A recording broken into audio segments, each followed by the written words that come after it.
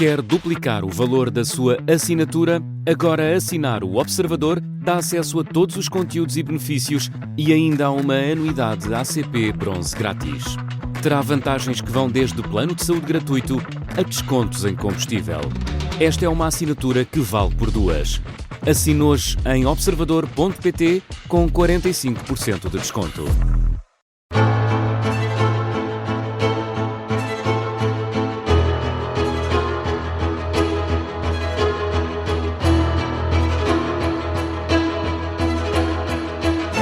Aos sábados, depois do meio-dia, temos sempre uma viagem pela geopolítica internacional. Há, por isso, um novo episódio de 5 continentes. Eu sou João Costa e Silva e contamos sempre com o historiador Bruno Cardoso Reis. Bruno, seja muito bem-vindo. Como é que estás? Olá, obrigado. Tudo bem? Uma semana calminha ou nem por isso? Estas agora são sempre agitadas até dezembro, talvez até ao Natal, mas tudo a correr bem. Obrigado. Muito bem. E cá estamos para mais uma semana, mais temas aqui em cima da mesa. Hoje vamos começar pela Ásia e com o novo plano quinquenal chinês e a confirmação de purga de novos chefes militares. Falamos inclusive, Bruno, do número 2 da Comissão Militar Central. Importa saber aqui para onde é que vai a China no meio disto tudo. Sim, bem, por um lado temos realmente essa confirmação de que temos uma purga muito ampla, provavelmente a mais séria de que há notícia, certamente desde a morte de Mao Zedong, portanto desde os anos 70, mas provavelmente até a mais séria desde 1949, há quem coloque essa possibilidade. Estamos a falar nomeadamente de 9 oficiais generais em todos os ramos, estamos a falar de 2 ex-ministros da Defesa, estamos a falar do número 2 da Comissão Militar Central, que é realmente quem manda nos militares na China. Como já explicámos aqui várias vezes, a China é um partido-Estado, em que o partido manda no Estado, e portanto a Comissão Militar Central do Partido Comunista é que realmente manda nas Forças Armadas, é até um princípio central, digamos, da doutrina oficial do Estado do regime chinês, esta ideia de que o partido controla as armas, dentro daquela linha do Mao Zedong, de que o poder nasce do cano da arma, não é? Do cano de uma arma, e portanto o partido faz muita questão de controlar as Forças Armadas, mas também é verdade que as Forças Armadas são eventualmente a única instituição organizada e hierarquizada com suficiente autonomia para poder ameaçar eventualmente o monopólio do poder do partido. Obviamente vimos o teste decisivo disso em Tiananmen em 1989, se eventualmente as Forças Armadas tivessem recusado, por exemplo, avançar contra os jovens manifestantes que se manifestavam pela liberdade em 1989, eventualmente o regime comunista podia ter caído na China em 1989. Portanto, esta é realmente uma questão fundamental. Agora, o ponto é, confirma-se que há realmente uma purga, confirma-se que ela inclui, por exemplo, este general Wu Weidong, que era o número 2, no fundo, porque o número 1 da Comissão Militar Central é o próprio presidente Xi. Depois temos estes aspectos que são estranhos e difíceis de interpretar num contexto muito opaco, não se percebe se isto é uma espécie de purga permanente de Xi Jinping. A verdade é que as purgas, sempre com alegações de corrupção, se têm mantido desde que ele assumiu o poder em 2012. Isso nunca acabou, portanto pode ser uma espécie de estratégia um bocadinho stalinista ou maoísta, uma espécie de purgas permanentes em que nunca ninguém está seguro e portanto toda a gente tem de estar alinhado com Xi. Também houve especulações, também há analistas que dizem que estes são militares muito próximos de Xi, em particular este general Wu Weidong, que era parte da chamada facção de Fujian, que era a província costeira em frente a Taiwan, aliás, de que Xi foi governador, e tipicamente é aí que os líderes intermédios do partido, no fundo, vão criando créditos para si e também, no fundo, redes de influência que depois utilizam quando passam a desempenhar cargos a nível nacional, e portanto também é a especulação de que isto pode significar que há aqui uma espécie de reação do partido ou das Forças Armadas contra um estilo de liderança muito pessoal de Xi Jinping. Eu acho que não temos informação suficiente, mas realmente confirma-se que é uma purga significativa e isso do ponto de vista, digamos, do poder militar chinês não é uma grande notícia porque, enfim, convém que haja um mínimo de estabilidade nas Forças Armadas. Enfraquece? À partida, tudo o resto sendo igual enfraquece. Ou seja, por exemplo, algo que é muito consensual é que as enormes purgas de Stalin, que também impactaram o Exército Vermelho, o Exército Soviético, na década de 30, foram um dos fatores que criou grandes dificuldades na resposta eficaz à invasão nazi do verão de 1941 e depois, no fundo, foi preciso ir recuperar, ir buscar muitas vezes até aos campos oficiais experientes, ir buscar os poucos que tinham sobrevivido e dar descargos de comando que não tinham, para realmente conseguir recuperar a eficácia do Exército Vermelho. A outra questão fundamental é esta questão do plano quinquenal, ou seja, isto também nos recorda, mais uma vez, que a China não é verdadeiramente uma economia de mercado como nós pensamos nas economias de mercado.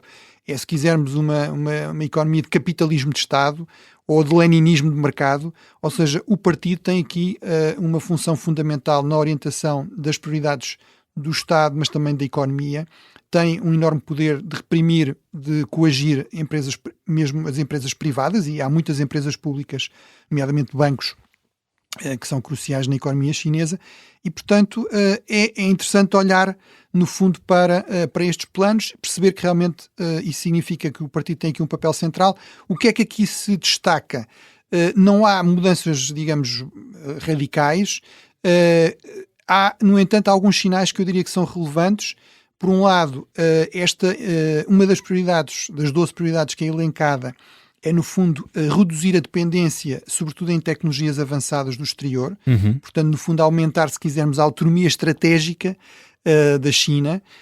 Isto claramente corresponde à ideia de que vamos ter um mundo mais conflituoso, com blocos, seja tecnológicos, seja económicos, seja securitários, mais fragmentados, e, portanto, esse é um sinal muito importante. E também a aposta mais no mercado interno. Portanto, tudo isto parece indicar que a China realmente está a querer dar um sinal que se está a preparar para estas guerras comerciais, este mundo cada vez mais conflituoso. Não quer dizer que esteja necessariamente a apostar numa guerra no curto prazo, nomeadamente numa invasão de Taiwan, mas também é verdade que se mantém e até reforça a prioridade de modernização das Forças Armadas, que tem sido uma prioridade em vários planos quinquenais sucessivos. E, Bruno, entretanto, foi anunciado que Donald Trump e Xi Jinping vão realmente encontrar-se à margem da cimeira da APEC, na Coreia do Sul. Também se fala do prometido encontro de Trump e Lula à margem da cimeira da ASEAN, na Malásia. Isto é um bom sinal? Bem, à partida é sempre um bom sinal quando líderes de países em conflito conversam. Resta saber se chegam a acordo? Agora, temos de perceber desde logo se encontram mesmo, porque tudo isto, sobretudo com Donald Trump, é sempre um pouco incerto. Portanto, ele vai à partida à cimeira da APEC, talvez vá também à da ASEAN, em princípio irá encontrar-se com tudo Lula. Muito ainda no abstrato. Sim, eu diria que apesar de tudo o encontro dele com Xi parece mais seguro, com Lula também é dado como certo pelos brasileiros, mas eu acho que temos de ser prudentes, portanto as coisas podem mudar, mas é interessante para os nossos ouvintes acompanharem como é, enfim, este calendário durante os próximos dias, durante a próxima semana, mas à partida, o que isto também nos mostra é que temos aqui duas organizações, enfim, tipo bastante diferente, apesar de tudo, mas multilaterais, ou seja, que reúnem uma quantidade grande de países. A ASEAN, já falámos muitas vezes, são os 10 países do Sudoeste Asiático, criaram aqui uma espécie de União Europeia do Sudoeste Asiático, vamos dizer assim. Portanto, com um nível razoável de interdependência, de integração económica, etc. A APEC é um fórum da Ásia-Pacífico, portanto, junta, no fundo, os países asiáticos da costa do Pacífico e os países americanos da costa do Pacífico, vai desde o Peru e do Chile até a Austrália, a China, o Japão, a Rússia, mas no fundo esse fórum de 21 países, que à partida representa mais de 50% da economia global, desde logo basta somar os Estados Unidos e a China, na verdade, basicamente está um pouco reduzida a uma espécie de fórum de conversas entre estes 21 países. A sua principal utilidade, eu diria, que é algo que vemos cada vez mais, a par deste multilateralismo mais numeroso, com muitos países, mais institucionalizado, é o que nós chamamos muitas vezes o minilateralismo, ou seja, encontros ad hoc em formatos variáveis, com objetivos específicos. Portanto, a APEC tem sobretudo essa função, porque realmente esta ideia de uma grande área de comércio livre do Pacífico foi um objetivo do Presidente Obama, nunca se concretizou, obviamente não se irá concretizar certamente com Donald Trump. Portanto, a utilidade deste tipo de encontro, sobretudo da APEC, é realmente dar pretexto para permitir esse tipo de encontros, nomeadamente tem servido várias vezes para encontros bilaterais entre o Presidente da China e o Presidente dos Estados Unidos. Aconteceu com Biden e Xi, e aparentemente voltará agora a acontecer com Trump e com Xi, e realmente estamos aqui num momento-chave nesta guerra comercial entre os Estados Unidos e a China. No caso, quer da cimeira de Lula, os brasileiros já deram esse sinal, quer no caso da cimeira Xi-Trump, quer na cimeira Lula-Trump, quer na cimeira Xi-Trump, se vierem a concretizar, um dos pontos centrais na agenda será a questão das terras raras, que eu comento numa coluna no Observador esta semana, e que já falámos aqui várias vezes. Na semana passada também. Mas, portanto, isto mostra bem a relevância deste tema. No caso do Brasil, enfim, sobre a China já falámos muitas vezes e os Estados Unidos, mas no caso do Brasil é importante destacar isto. À partida, o Brasil pode terá as segundas maiores reservas a seguir à China de terras raras. Estão basicamente por explorar, em grande parte, e portanto há aqui um potencial enorme, e aparentemente o Presidente Lula, que percebe bem também o que interessa a Donald Trump, já deu o sinal de que está disposto a falar disso também pragmaticamente com os Estados Unidos, desde que se consiga avanços nesta guerra comercial provocada, digamos, pela simpatia de Donald Trump por Jair Bolsonaro. Simpatia, dizes tu muito bem. Nós ainda vamos voltar à Ásia na segunda parte. A Indonésia é o país em destaque nesta edição dos 5 continentes. Isso fica para a segunda parte. Para já, vamos até à América Latina. Bruno, e aqui podemos falar do regresso das intervenções militares dos Estados Unidos na América Latina, precisamente contra a Venezuela e agora também diante da Colômbia. A Venezuela nós já temos falado aqui nos 5 continentes, nos últimos episódios, mas queríamos perceber agora, no fundo, qual é o histórico destas relações e se há motivos para ficarmos preocupados com a possibilidade de um novo conflito que pode surgir. Bem, já falámos aqui e, portanto, eu achei que ir um pouco à história para tentar perceber se nos pode dar pistas sobre o que vai acontecer. Deixando claro isto, que é, eu já deixei isso aqui claro no passado, que é o tipo de força que para já os Estados Unidos têm reunido não indica uma invasão em grande escala da Venezuela. Já falámos da questão, por exemplo, a última grande intervenção militar dos Estados Unidos na América Latina foi no Panamá, em 1989. O Panamá é 10 vezes mais pequeno do que a Venezuela, que, como vimos a semana passada, tem quase 1 milhão de quilómetros quadrados, e a força que foi usada seria entre os 27 e 30 mil soldados. Ora, aqui temos basicamente a única força com perfil para intervenção em terra, é uma força expedicionária dos Marines que tem à volta de 1.500 soldados. Portanto, estaremos eventualmente a falar de raids em terra. Para já, a força não tem o perfil realmente de uma invasão em grande escala, nem isso corresponde à agenda de Donald Trump. Mas o que é que nos diz a história em relação a este ponto? Bem, uma invasão em grande escala da Venezuela seria realmente uma quebra de precedentes, por estranho que isso possa parecer. Toda a gente saberá que há muitos episódios de intervenções militares, às vezes até prolongadas, dos Estados Unidos na América Latina, mas se os leitores forem conferir, há aqui uma distinção geográfica crucial, que é as grandes intervenções com tropas no terreno, com ocupações prolongadas durante anos, são sempre no Caribe ou na América Central.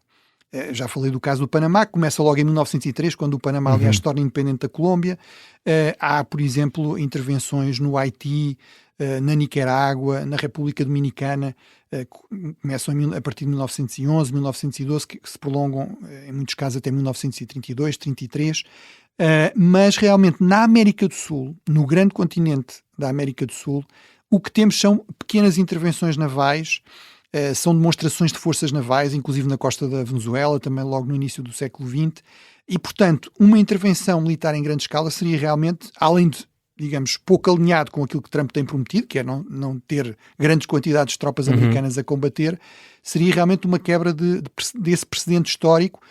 Por exemplo, no golpe militar brasileiro de 1964, que sabemos que tinha algum apoio americano, há uma força-tarefa, até com um porta-aviões norte-americano, mas está ao largo da costa, nem sequer é visível, digamos. E, portanto, eu diria que isso também reforça a minha suspeita de que estaremos aqui com Donald Trump numa demonstração, digamos, de força muito populista, em choque com outros dois populistas, não só Maduro, mas agora também o presidente Petro da Colômbia. Diga-se que a Colômbia é, essa sim, a grande fonte de exportação de cocaína para os Estados Unidos. Talvez só 10% da cocaína da Venezuela é que irá para os Estados Unidos, a maior parte vem para a Europa. Portanto, todos eles jogam este jogo, digamos, de uma retórica muito agressiva. O grande problema, o grande risco é se isto se descontrola, se há aqui, digamos, algum episódio que de repente obriga, até por causa precisamente desta dinâmica nacionalista e populista, a uma escalada que se pode tornar perigosa. Portanto, eu não consigo garantir que isso não irá acontecer, mas eu diria que quer o histórico, quer o perfil das forças, quer até a própria agenda política de Donald Trump apontariam para, eventualmente, ações militares, mas mais limitadas. Vamos ver se isso se confirma. Ou se teremos aqui uma escalada descontrolada que escapa ao controle dos atores, inclusive do próprio Donald Trump. Exato, até porque ele é sempre muito imprevisível. Bruno, na Argentina confirma-se o apoio de Trump, mais uma vez falamos aqui deste protagonista, a Milei para segurar a moeda argentina e a viragem à direita na Bolívia, com o novo presidente Eduardo Paz. Este novo presidente trará realmente a paz? Fazemos aqui este trocadilho. E que implicações têm estas alterações também na América do Sul? Temos 3 minutos até ao final da primeira parte. Bem, realmente o presidente Trump confirma-se que está a apoiar o peso, portanto a moeda argentina. Parece ser uma aposta de alto risco, porque realmente os argentinos continuam muito inseguros quanto não só à economia, mas também à política, e Donald Trump, no fundo, acentuou essa insegurança ao dizer muito claramente que esse apoio não é um apoio à Argentina, porque é um país importante para os Estados Unidos, como por exemplo já aconteceu no passado com o México, na crise financeira dos anos 90, mas é um apoio, no fundo, político a Milei especificamente. E, portanto, o problema é que Milei pode perder as próximas eleições, como perdeu as anteriores na região de Buenos Aires, e, portanto, no fundo, Trump está a limitar o próprio impacto de confiança, de crédito que este apoio poderia dar. Mas é, em todo caso, claro que a Argentina neste momento é o grande aliado dos Estados Unidos na região. Também é claro que Milei é parte de uma tendência, eu tenho resistido à ideia de uma vaga, porque acho que a política na América Latina neste momento está mais confusa, mais imprevisível do que no passado e, portanto, é difícil ter essa certeza de que há aqui uma tendência muito clara, mas há realmente uma certa tendência para uma viragem à direita, isso parece bastante evidente, e que se confirma na Bolívia. Enfim, já sabíamos, já tínhamos falado nisso quando foi da primeira volta. Na segunda volta só passaram 2 candidatos de direita, depois de 20 anos em que a Bolívia foi governada por este movimento Evo Morales, o MAS, um movimento de esquerda populista, de extrema esquerda populista. Portanto, realmente as pessoas estão cansadas desse modelo, claramente. Querem mais segurança pública, é um dos grandes problemas. Querem mais segurança também na economia, uma economia mais previsível, menos populista. E isso é o que Eduardo Paz promete. Não estou seguro que ele consiga realmente a paz económica e social, mas realmente ele é, dos 2 candidatos da direita, o mais pragmático, também na política externa, ou seja, consequências em termos de política externa. Ele, por exemplo, disse: eu quero retomar contactos, cooperação com aliados tradicionais, como os Estados Unidos ou o Brasil, ou seja, o Brasil de Lula, que está à esquerda, apesar do presidente Paz ser de direita. Trump também deixa de ser um tabu, como era o caso com Evo Morales e os seus aliados. No fundo, a prioridade será desenvolver os recursos económicos da Bolívia pragmaticamente, com os parceiros que quiserem, e aqui a Bolívia tem recursos minerais muito interessantes, gás natural, lítio também, quer rever os contratos que fez com a China e com a Rússia no período de Evo Morales. Portanto, há aqui a possibilidade de algum realinhamento da Bolívia, mais, se quisermos, pró-ocidental, para os Estados Unidos e também potencialmente para a União Europeia. Bruno, nós vamos fazer aqui uma curta pausa no 5 continentes. Regressamos já a seguir na segunda parte, com o destaque para a Europa, em que António Costa está a assumir um papel de protagonista, mas também falamos da Indonésia, até porque é o país em destaque esta semana. É já a seguir, logo depois das notícias.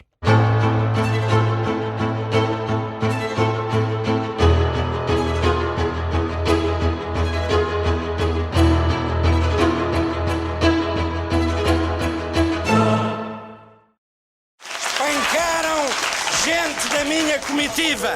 Eu próprio fui agredido. O que é que realmente se passou nas eleições presidenciais de 1986, as primeiras e únicas decididas a 2 voltas? Uma história de truques sujos, acordos secretos, agressões e dúvida até ao fim. As pessoas a baterem nos carros, de entusiasmo, obviamente. Eu pensei assim, nós vamos morrer aqui todos, não é? Quer dizer que esta gente está louca. Episódio 4. Portugal não é Moscovo. A eleição mais louca de sempre é uma série para ouvir em 6 episódios que faz parte dos Podcast Plus do Observador. É narrada por mim, Gonçalo Weddington, com banda sonora original de Samuel Lúria.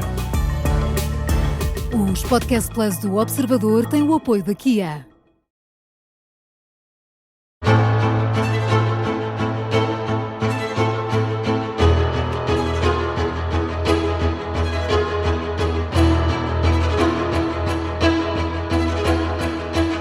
Estamos de regresso para a segunda parte do 5 Continentes, na Rádio Observador, com o historiador Bruno Cardoso Reis. Bruno, começamos esta nossa segunda parte na Europa. Vamos falar da criação de uma nova grande empresa europeia aeroespacial, Bromo, ou Bromo, em português. Falávamos disso aqui há bocadinho, como seria a pronúncia desta grande empresa. No fundo, isto é o resultado de uma fusão de várias outras já existentes e importa saber aqui a relevância do ponto de vista geopolítico. Isso realmente tem. Quero saber a tua opinião. Sim, ou seja, realmente o setor do espaço tem ganho cada vez mais importância, seja no campo da defesa e segurança, basta pensar na importância dos satélites espiões e tudo isso, seja na questão das comunicações e portanto também da dimensão da economia privada, se quisermos, muitas vezes com relevância também depois para estas dimensões, basta pensar na importância do Starlink, por exemplo, do SpaceX de Elon Musk, e realmente, no fundo, Elon Musk é aqui, no fundo, o alvo evidente, embora não explícito, desta iniciativa, ou seja, no fundo a Europa está a ficar para trás. Basicamente até os anos 80, a totalidade dos lançamentos de satélites, portanto esta capacidade no fundo de acesso ao espaço para a colocação de todo o tipo de satélites era dominado pelos Estados. A partir dos anos 80 é por via da Europa, daquele centro de lançamento na Guiana Francesa, da Ariane, portanto da Agência Espacial Europeia, no fundo, que há aqui uma dimensão de lançamento privado, portanto que as empresas privadas começam a ter também acesso ao mercado. Portanto, no início, no fundo, a Europa tem uma vantagem, domina esse mercado, mas muito rapidamente, a partir do momento em que entra o SpaceX de Elon Musk, realmente esse mercado é dominado por ele. Hoje em dia isso coloca problemas até nos Estados Unidos. Há quem, no fundo, nos Estados Unidos diga, nós não podemos, há poucos dias o responsável da NASA dizia, não podemos estar tão dependentes de uma única empresa, de um único lançador. Parece-me que isso ainda é mais evidente para a Europa, sendo que, obviamente, o dono dessa empresa, que é uma pessoa, digamos, vamos dizer assim, muito peculiar nas suas opções, não é muito previsível. Arranjaste um bom adjetivo. Não é propriamente um empresário que faça uma gestão puramente pragmática do seu negócio, claramente tem ideias muito próprias a todos os níveis, desde a geopolítica à política, à ideologia, etc. E, portanto, isso torna-o mais imprevisível e, portanto, claramente há aqui esta agenda de procurar criar massa crítica também. Isso é algo que é muito importante na Europa. A Europa tem esse potencial se conseguir somar, se conseguir agregar, mas continuar dividida e fragmentada não tem. Portanto, no fundo aquilo que tivemos foi a Airbus, a Thales e a Leonardo, portanto as grandes empresas, todas elas do setor também da defesa e da aeroespacial, no fundo a juntarem os seus departamentos, digamos, de espaço, de lançamento de satélites, de foguetes, etc., e procurarem criar aqui massa crítica. Vamos ver realmente se isso resulta, ou seja, não basta também criar uma empresa nova para as coisas mudarem. Não deixamos de ter aqui uma fusão, no fundo. Sim, e portanto vamos ver se é uma real fusão e se realmente corresponde aqui a um ímpeto novo, também de inovação, que consiga no fundo competir com algo que é inquestionável em relação a Elon Musk. Ele realmente é um grande inovador e tem um tremendo instinto em termos de identificar setores críticos para o futuro, onde há um enorme potencial de crescimento. E portanto realmente a competição é forte e obviamente não é apenas a SpaceX, por exemplo a China, a Índia, outros atores, o próprio Brasil estão cada vez mais ativos. Já agora só uma nota final para dizer que há aqui uma dimensão eventualmente portuguesa em toda esta questão, que é o novo Porto Espacial de Santa Maria nos Açores. Dizem os especialistas que tem grande potencial. Vamos ver se Portugal também consegue beneficiar alguma coisa com este boom, digamos, do espaço, nas suas várias dimensões, seja da economia privada, seja da dimensão mais da defesa. Bruno, vamos falar agora do maior protagonismo de António Costa na primeira cimeira entre a União Europeia e o Egito, também da presença de Zelensky durante o Conselho Europeu, perguntar-te se isto também é relevante, e aqui também falamos sobre a discussão do apoio à Ucrânia, mas em concreto também do problema dos bens russos congelados, que também já foi aqui tema no nosso 5 Continentes, numa altura em que surgiram também novidades do lado dos Estados Unidos, novas sanções e de um novo sistema de gestão de controle de armamento americano entregue à Ucrânia. Que balanço é que podemos fazer de todas estas considerações? Bem, começando pelo António Costa, realmente ele parece estar a procurar ter mais protagonismo público na frente externa. A assumir verdadeiramente também aquilo que é o seu papel, não sim, é? Não vou dizer que não assumia antes, mas em termos de visibilidade pública, realmente comentámos isso aqui, que havia já alguns comentários, algumas críticas, que era, no fundo, esta ideia de que aparecia sempre Ursula von der Leyen. Isso podia corresponder a uma preocupação acertada de António Costa de não repetir os erros do seu antecessor Charles Michel, de entrar aqui em guerra com o Presidente da Comissão, de uma certa divisão de tarefas, mas era importante que realmente ele encontrasse os seus nichos, os seus espaços, os seus momentos, e isso parece estar realmente a acontecer, ou seja, aconteceu nesta cimeira no Egito, foi ele que representou a União Europeia, não Ursula von der Leyen, aconteceu também aqui no Conselho Europeu, obviamente aí, por natureza, à partida, é ele que preside, mas, por exemplo, ele fez questão também de trazer Zelensky cá fora, junto aos jornalistas, mostrar a proximidade, no fundo, a amizade. Uma prova de união também, não é? Com Zelensky, acho que isso foi hábil, foi visto nesses termos pela generalidade da imprensa, mas também corresponde a este esforço para tentar ter aqui o seu nicho, o seu espaço de protagonismo. Acho que isso é perfeitamente justo e é importante que aconteça. Quanto às questões mais substantivas, temos uma grande questão, que é uma grande desilusão, se quisermos, que é não se resolveu a questão dos bens russos congelados, muito por bloqueio da Bélgica, que tem a fatia mais importante desses bens, por via de um sistema Euroclear, no fundo um destes sistemas financeiros, digamos, das finanças virtuais que hoje nós todos utilizamos para mexer dinheiro, e portanto a Bélgica queria aparentemente garantias que não lhe foram dadas, pelo menos não nos termos que a Bélgica queria. Há aqui uma interpretação um pouco mais otimista, que é isto é preciso ver com algum cuidado, portanto está-se a tratar desses detalhes, mas vai avançar, mas de facto não me pareceu ser essa a mensagem que veio do Conselho Europeu, ou seja, a mensagem foi não sabemos, continuamos a não saber se vai avançar ou não. Acho que isso é um erro tremendo, ou seja, a Ucrânia precisa urgentemente de dinheiro.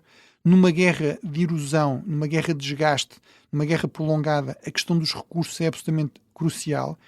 Temos aqui centenas de milhões, mais de 100 mil milhões de bens russos nas mãos da Europa e, portanto, os juristas que encontrem uma fórmula jurídica que salvaguarde os interesses europeus. Eu pensei que até já tinham encontrado esta ideia de que, no fundo, não é um confisco, é um empréstimo à Ucrânia por conta daquilo que a Rússia deve por via de reparações, por ter violado de forma flagrante e evidente, já confirmada inclusive por tribunais internacionais, a lei internacional, numa guerra de agressão, numa guerra de conquista, e portanto, eventualmente depois se a Rússia se recusar a pagar e vier com processos, haverá certamente um acerto, um acordo. Neste momento estamos num contexto de guerra.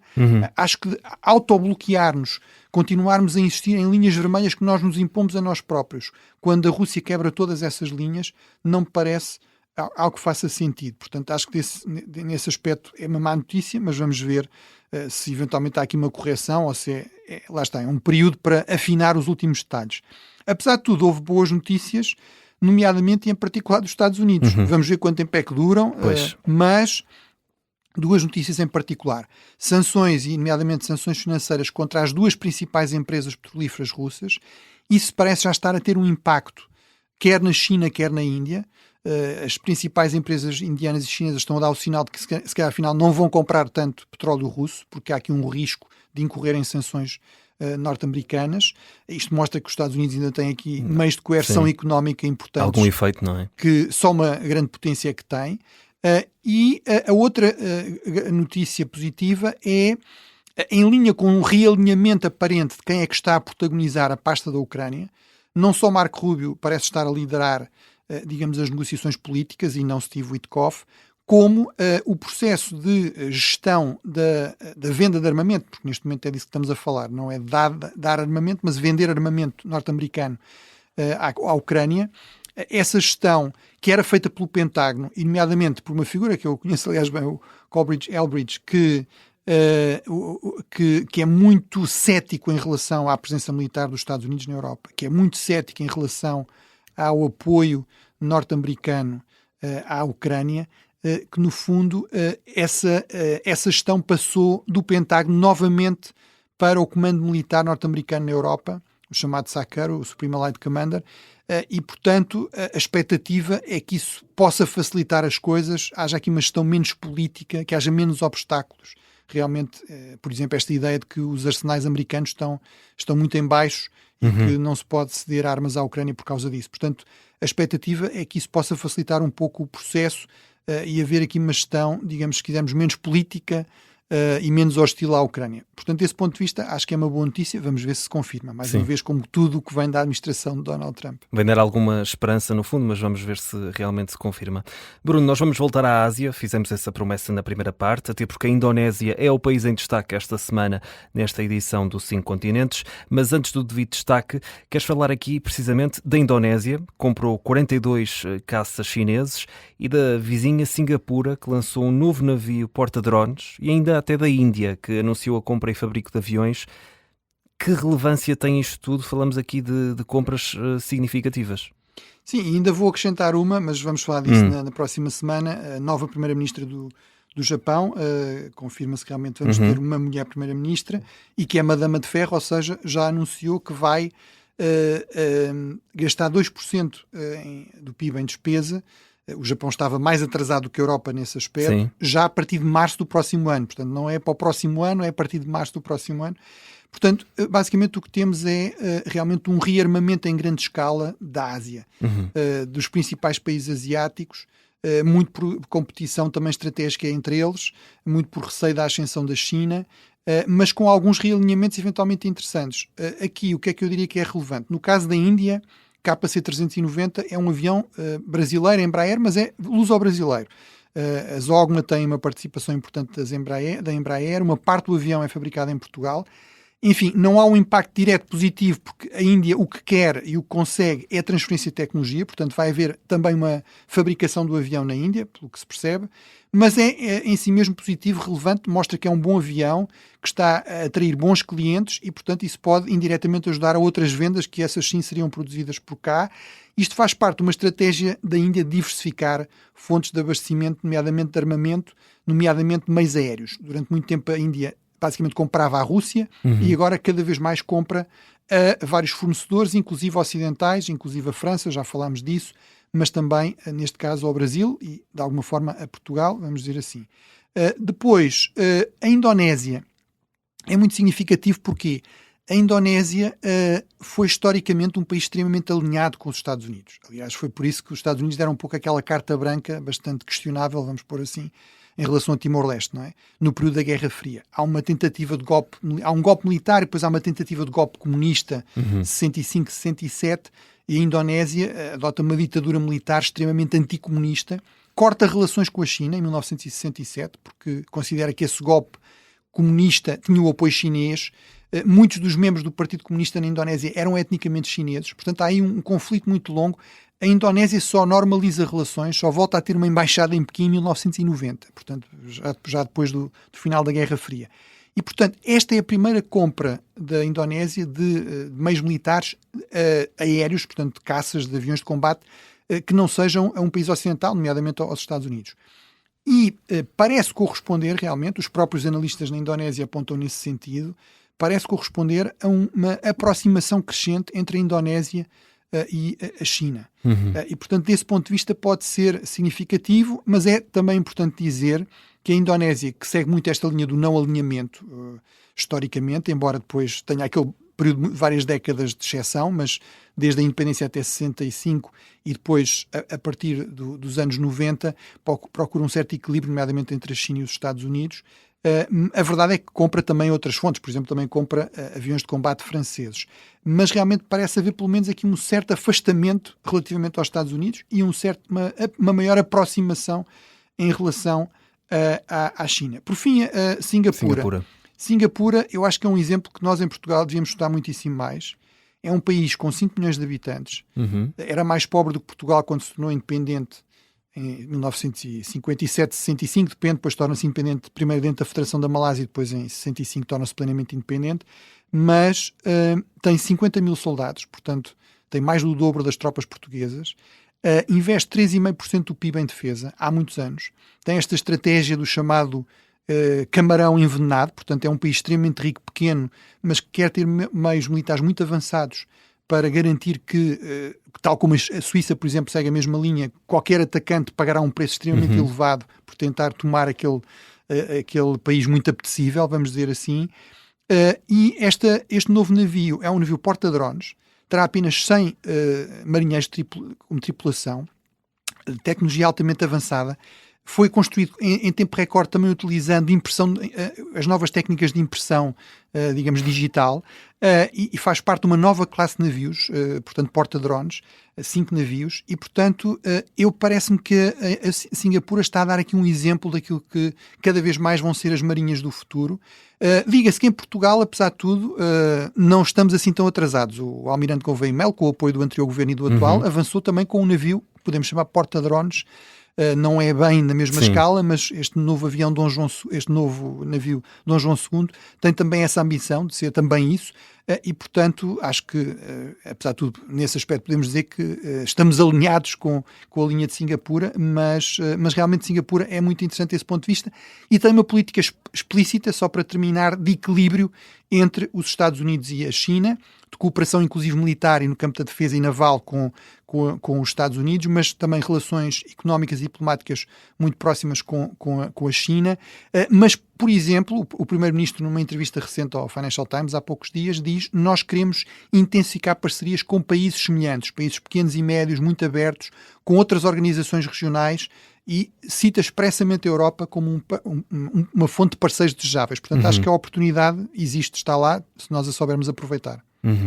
Bruno, já dissemos aqui, a Indonésia é o país em destaque esta semana. Já falamos aqui da questão dos caça, 42 caças chineses que foram comprados, mas queres destacar o quê, propriamente?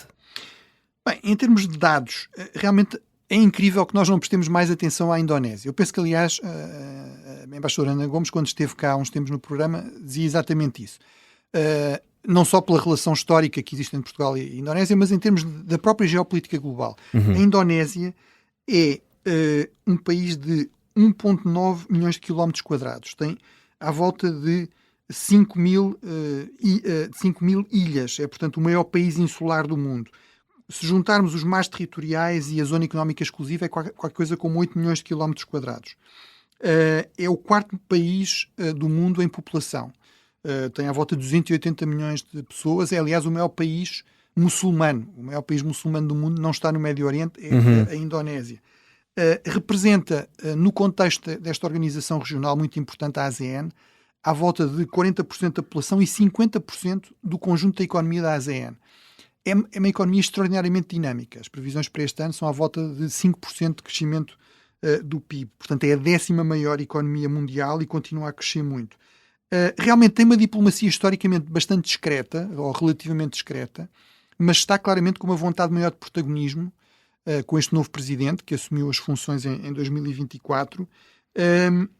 Em termos geopolíticos, é absolutamente crucial, não só por esta enorme dimensão, mas porque, mais uma vez, convido os ouvintes a olhar para o mapa. A Indonésia controla os estreitos, estes milhares de ilhas controlam os estreitos que ligam o Pacífico e o Índico. Que ligam a China, se quisermos, ao Índico e por essa via também à Europa. O Estreito de Malaca, que nós conhecemos bem da nossa história, o Estreito de Sunda e outros. Portanto, realmente é um país com uma enorme importância geopolítica e o que aqui é interessante é que, aparentemente, pode estar a pensar num certo realinhamento das suas prioridades externas, nomeadamente, se realmente for verdade que se está a aproximar cada vez mais da China e a pôr de lado cada vez mais os Estados Unidos, isso teria um impacto muito significativo na região, a nível global e em termos da região, porque outra questão é países como as Filipinas, por exemplo, que têm conflitos territoriais com a China ou o Vietnã, que fazem também parte da ASEAN, olham para esta possibilidade com grande desconfiança, como algo que seria também bastante ameaçador potencialmente para os seus interesses. É um país, no fundo, a ter aqui em conta. A fechar, Bruno, falamos ainda do genocídio e do Tribunal Internacional de Haia. Este último emitiu um parecer de que Israel tem a obrigação de fornecer ajuda humanitária a Gaza, mas não toma decisão, no fundo. Queremos saber sobre o alegado genocídio, como é que fica esta questão. Acrescento também aqui que nas últimas semanas surgiram nos Estados Unidos, sobretudo, acusações de genocídio de cristãos na Nigéria pelo Boko Haram. O que tens a dizer sobre tudo isto para terminarmos esta edição? Bem, eu vou começar por dizer algo que tenho dito muitas vezes, que é, eu acho que se usa e abusa do termo genocídio. Acho que a própria formulação na lei internacional se presta um pouco a isso, ou seja, esta ideia de procurar a intenção de eliminar um grupo no todo ou em parte.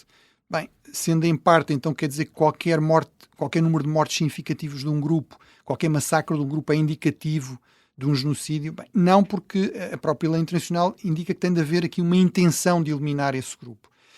E, portanto, é isso que é muito difícil de provar. É a intenção que define se é genocídio ou não? Exatamente. E, portanto, é por isso que o Tribunal para já o que disse é que pode haver, no caso de Gaza, porque há indícios fortes por exemplo, de não prestação da ajuda humanitária necessária, que é negar esse agora direito, aqui não é? É deixado bastante claro. No fundo, esta ideia de que há uma espécie de punição coletiva, que é um crime de guerra. Não pode haver punições coletivas. Mais uma vez na história isso aconteceu muitas vezes, portanto eu muitas vezes também sublinho este aspecto, que é as mesmas pessoas que dizem, bem, mas muitos países foram invadidos e cederam território antes de 1945, isso é verdade, mas depois vêm dizer, mas a fome em Gaza é inaceitável. Claro que é inaceitável, mas a história está cheia de cercos em que o objetivo era provocar a fome na população de uma cidade para forçar a rendição dessa cidade. Portanto, a lei internacional tem evoluído, infelizmente não impede que estas coisas aconteçam. Agora, o ponto aqui realmente não é preciso, não é prova de que se é cúmplice com os abusos, eventuais crimes de guerra, regras de empenhamento de forças excessivamente permissivas, não se terem devida atenção, proteger os civis ou ajudar os civis da parte de Israel. Isso não implica, não obriga a que se tenha de ir logo para a ideia de que há ali um genocídio. Qual é aqui o lado interessante disto? É que, no caso do alegado genocídio do Boko Haram contra os cristãos no norte da Nigéria, este grupo terrorista muito ativo na zona norte da Nigéria, que matou milhares de cristãos e de muçulmanos no norte da Nigéria, que várias vezes realmente visou claramente alvos cristãos, por exemplo, igrejas. Os argumentos que são usados, por exemplo, na Al Jazeera há um artigo de opinião sobre este tema, são exatamente o tipo de argumentos que são usados por aqueles que dizem, bem, é preciso ter aqui algum cuidado em dizer já de certeza que há um genocídio de Israel em Gaza. Desde logo esta questão que é, se é assim, porque é que Israel avisava a população para sair das zonas que ia atacar, porque é que destruindo quase 90% dos edifícios, o número de mortes é à volta de 60, 70 mil e não, estamos muito longe do total da população de Gaza, que são 2 milhões. Portanto, o tipo de argumentos que é usado pela Al Jazeera, que fica muito indignado com estas acusações, nomeadamente do senador Ted Cruz, em relação ao Boko Haram, são desse tipo, que é, bem, eles atacam vários tipos de pessoas, há uma guerra em curso, é uma guerra de guerrilha. Aqui o que é importante realmente sublinhar é que o Boko Haram, do meu ponto de vista, tem claramente uma intenção genocida, e parece-me evidente, mas não é um grupo estatal, não estamos a falar do Estado da Nigéria. O Estado da Nigéria eventualmente pode ser acusado de ineficácia, de corrupção, de facto não consigo combater com eficácia este grupo, mas não tem claramente essa intenção. Mas realmente no caso do Boko Haram é bastante evidente, eles querem eliminar todos os apóstatas, ou seja, grande parte dos muçulmanos que não seguem aquela linha completamente dogmática e integrista que eles defendem, e obviamente consideram, como todos os jihadistas e fundamentalistas, que um território muçulmano deve ser exclusivamente muçulmano e que qualquer tipo de influência cristã é de rejeitar. O nome Boko Haram quer dizer a educação ocidental, segundo eles cristã, porque toda a educação ocidental é cristã, é um pecado, não é? Portanto, parece-me bastante evidente que não há dúvidas de que eles querem eliminar qualquer presença cristã no norte da Nigéria. Desse ponto de vista, a resposta é clara, mas não se pode depois acusar o Estado nigeriano de ser de alguma forma cúmplice dessas eventuais intenções genocidas deste grupo armado. Bruno Cardoso Reis, como é habitual, terminamos sempre com a tua recomendação. A semana passada fomos até às terras raras, foi essa a recomendação que deixaste no final do episódio. O que é que tens esta semana? A recomendação desta semana tem a ver com o país, digamos, o país em destaque. A Indonésia. A Indonésia é um livro do David Van Rijbroek, que é um belga, até podia ser holandês, porque a Indonésia basicamente eram as Índias Orientais holandesas durante vários séculos, desde o século XVII até 1949, mas realmente ele é belga, mas o livro chama-se Revolutie, Indonesia and the Birth of the Modern World, ou seja, a Indonésia e o nascimento do mundo moderno, centra-se na guerra pela independência da Indonésia entre 1946 e 49, um daqueles conflitos coloniais que nós às vezes não conhecemos em Portugal, achamos que só Portugal é que tem, mas os Países Baixos também tentaram manter esta grande colónia muito rica pela força entre 40 46 e 49, e no fundo o autor também procura mostrar, fazer ligações à atualidade, não é? Quais são as implicações para a atualidade desse histórico, e defende muito esta ideia que realmente nós devíamos prestar muito mais atenção à Indonésia do que aquilo que prestamos, tendo em conta a sua dimensão, em termos de população, de economia, também da sua economia, etc. Fica por aqui esta sugestão do Bruno Cardoso Reis, hoje sobre o país em destaque, a Indonésia. Já sabe que também pode enviar perguntas, dúvidas que eventualmente tenha sobre assuntos que acontecem durante a semana, sobre a geopolítica internacional, sobre história também, Bruno, a tua especialidade, para o e-mail ouvinte@observador.pt. Mas se for ainda mais fácil e se nos estiver a ouvir no Spotify, a cada episódio também pode deixar lá comentários e pode deixar também a sua pergunta, até porque estamos sempre atentos àquilo que surge através das plataformas digitais. Bruno, um abraço, nós estamos de regresso para a semana, no sábado. Boa Até semana, lá. obrigado.